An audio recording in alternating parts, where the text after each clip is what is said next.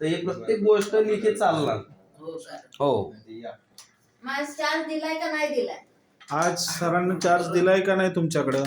रजीव गेलाय, मग रजीव जाणार होता, पण आता तर कचेरीत त्याला मंजूर केली का नाही कसं करणार? मग तुम्ही सांगा ना, तुमच्याकडे लेखी असेल ना काहीतरी. नाही का नाही लिखी काय ते. मग कसं काय नागरिकांनी हे करायचं? सर्कल आहे.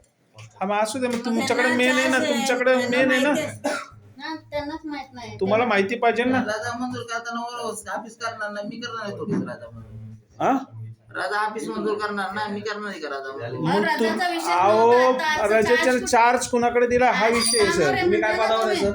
तुम्ही काय पदावर आहे तिथं? हा? मग क्लर्क. गव्हर्नमेंट कडनं आज डायरेक्ट असेच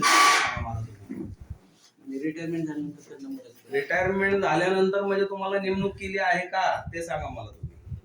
तुम्ही डायरेक्ट येऊन बसता बरोबर. तुम्ही इथलं कामकाज हाताळता, इथले डॉक्युमेंट तुम्ही स्वतः हाताळता बरोबर. तुम्हाला शासनाने अधिकार नाही दिलेले, ह्यांनी अधिकार दिले ना. द्या तिकडे त्यांच्याकडे.